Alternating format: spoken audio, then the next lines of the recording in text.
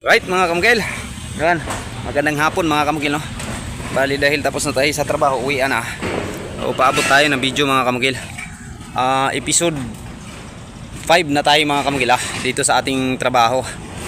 So ayan yung ipapaabot natin dahil kahapon previous upload natin mga kamukil is tinuro ko sa inyo kung paano yung pagpapatay ng mga poste. Ayan. So ngayon ang ipapaabot ko sa inyo mga kamukil, itong king post na naman papuntang Raptor. Ano yung mga kailangan nating gawin kapag magpapatay na tayo ng mga king post.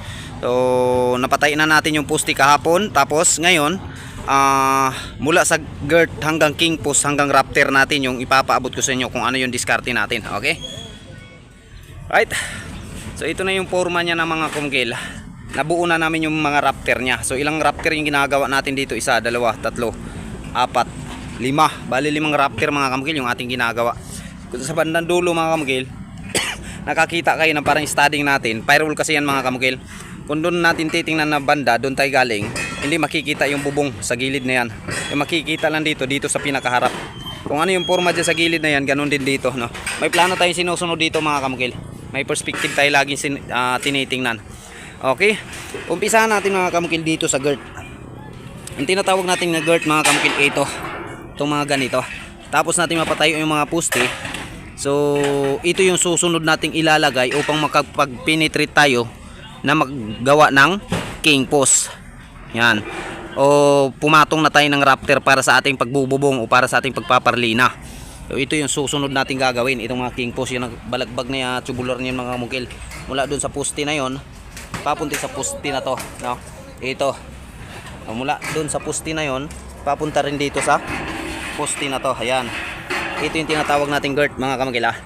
So yung una nating gagawin dyan mga kamukil, kapag maglalagay na tayo dyan, dahil pagpatay na tayo ng poste, balik tayo doon sa pinaka baba, sa pinaka mga runner natin para sa pagpo-flooring. Kung ilan yung flooring na o ano yung kapal ng floor niya ilalagay nyo dyan, katulad sa akin 18mm yung kapal na ilalagay natin dyan.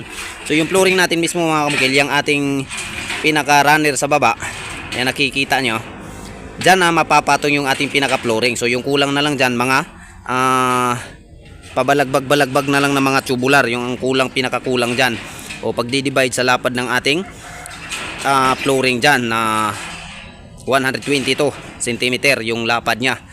So ngayon, kung ilan yung ano yung kapal na ipapatong mo dyan na flooring, sa akin 18mm, mula dyan sa pinakabakal, so, kumuha ako ng 18mm yung kapal niya.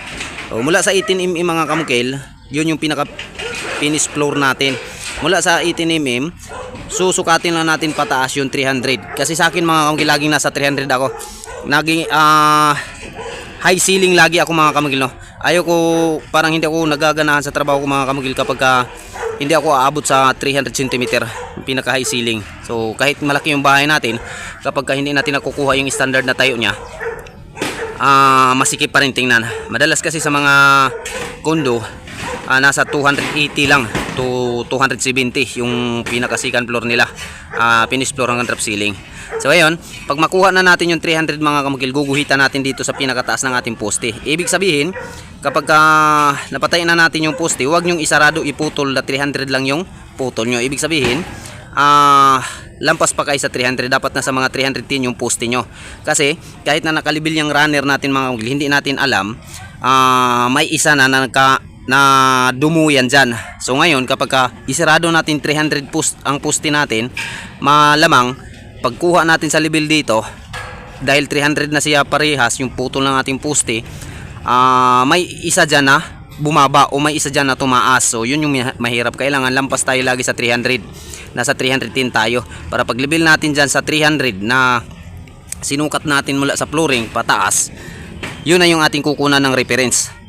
Yung reference na yan, yung sukat natin, dadalhin natin yan sa lahat ng poste. Ililibil natin yan 300 na yan dito sa taas. O dahil mahirap maglibil dito sa taas, pwedeng mula sa 300 na yan, sukat lang kayo ng 200 pababa. So dun sa 200 pababa, dyan kayo maglibil sa baba ngayon para mas madali yung paglilibil nyo. Pag naguhitan nyo na lahat yung poste, mula dyan sa ginuhitan nyo, sukat na lang kahit 200 centimeter pataas. So yun yung madaling pagdiskarte sa paglilibel. Ngayon pag nalibel nyo na mga kamukil, nakuha nyo na lahat, bago nyo ilatag itong runner mga kamukil, itong runner, lalo na ganito pahabaan, kailangan may guide kay lagi mga kamukil, tansi.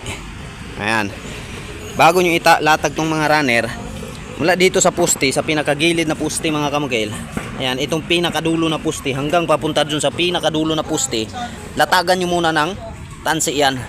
Kasi yung habol natin dyan mga kamukil, titingnan natin kung gusto nating malaman kung lahat ng mga poste pantay ba, parehas ba yung tayo niya. Kasi minsan mga kamukil, sumablay yung ating huhulog o pagkuha sa tuwid nitong ating poste pagdating sa taas. Lalo na mga kamukil, isa na reason dyan na bumaluktot yung poste pagdating sa taas kapag nagpo-full weld tayo kaagad dun sa baba. Kasi itong bakal mga kamukil, kapag tinatamaan to ng init, gagalaw to. So kailangan mga kamukil, may guide tayong tansi. Tali tayo ng tansi dyan sa pinakadulong poste, ganun rin dun sa pinakadulong poste.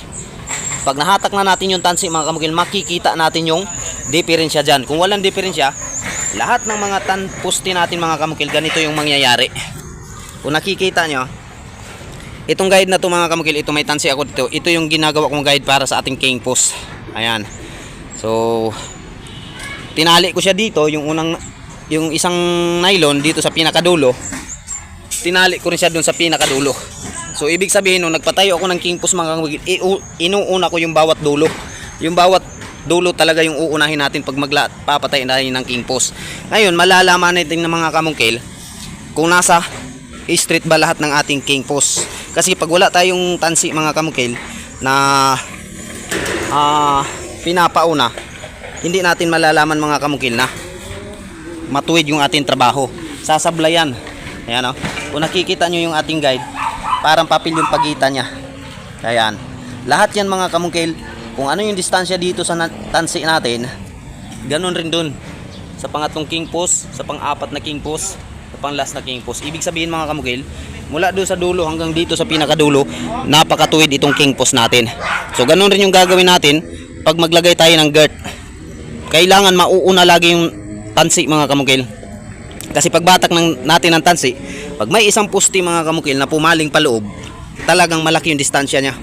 Ganyan yung magiging distansya nya. Ayan.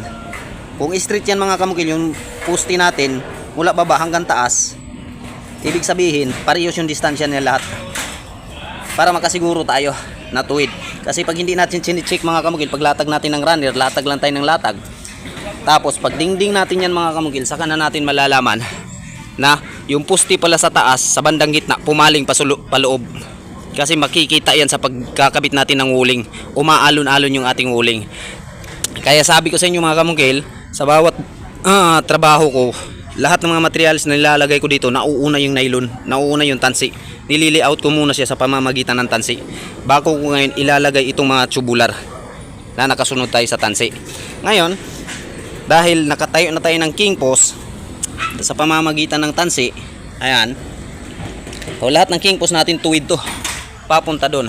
Ngayon, ang isusunod natin pag nakatayo tayo ng king post, itong rafter, tinatawag nating rafter ito. Ito yung tong pinagpatungan ng ating parlina, no? Maging pabrikit ka man mga kamukil o aktualan dito sa taas, iisa lang yung method o pamamaraan na ginagamit ko dito. Nauuna lagi ang tansi. Ayan na, nakikita nyo, may tansi siya dito sa taas. Ang purpose ko dito mga kamukil, una, dito ako sa pinakadulo naglagay ng king post, tapos diniretso ko na rin yung parlina. Itong king post na to mga kamukil, ililibil nyo doon sa dulo para sigurado kayo. Ibig sabihin, yung dulo na yon at saka dulo nitong king post na to, pantay sila. Ngayon, pag nakalagay ka ng rafter dito, isusunod mo doon sa kabila, sa pinakadulo rin.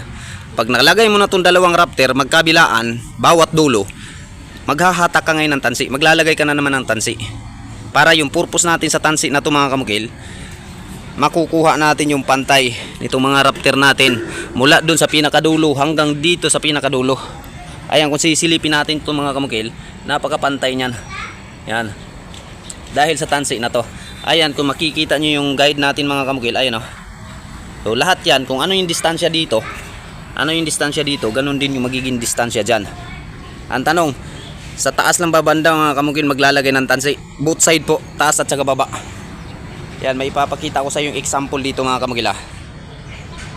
Okay, tapos na tayo sa bandang taas mga kamukil. Dito sa baba kung napapansin nyo, yan yung pinakadulo ng ating poste. Doon din sa pinakadulo, meron din doon. So mula din doon mga kamukil, maglatag ka rin ng tansi na naka sentro nito o naka-align nitong girt natin. Diyan mo siya itatali. So ngayon, pag nakalatag ka na ng tansi, pag maglagay na tayo ng raptor mga kamukil, malalaman natin ngayon kung itong girt natin dumuduyan ba. Dahil itong raptor natin mga kamukil, lalayo yun sa tansi. Kung nakikita nyo mga kamukil dito, nagchatsampir ako ng number 4 na pako. Kasi mga kamukil, lumayo siya sa tansi. Yung tatlo na yon, isa, dalawa, tatlo, lumapat lahat sa tansi. Lumapat lahat. Ibig sabihin mga kamukil, dumuduyan tong part dito, itong raptor na to. Sa pagwiwild kasi mga kamukil, lumalambot yung tubular. Kaya minsan, lalo na't pinapatungan sa pagwiwild, wala pang tuko dun sa baba. Dumuduyan yan. Kaya paglatag natin ng raptor, pag umaasa lang tayo dito sa girt natin, dahil naka-girt na tayo, at wala tayong paniniguro, hindi tayo naglatag ng tansi, malamang paglatag ng bubong nyo mga kamukil, paalon-alon din yan. Kasi wala tayong tansi na inuuna lagi. So sa pamamagitan nito mga kamukil, dahil nakikita kung lumalayo siya sa tansi, sa guide natin ng tansi, sinampiran ko ngayon sa ilalim. Pinaangat ko siya ng kunti, nadidikit siya sa tansi. Ibig sabihin, mula dyan na raptor na yan sa pinakadulo, hanggang dun sa pinakadulo, pantayan sila mga kamukil. Tuwid na tuwid yan. So paglatag natin ang bubong nito, napakatuwid nito mga kamukil, napaka-straight niya. So ganun lang, no? Yung mga diskarte ko, yun lang yung mga nalalaman ko mga kamukil. Yung tangi ko mapapaabot sa inyo. Hindi, alangan naman magpapaabot ako sa inyo nang hindi ko nalalaman. Mahirap po yun.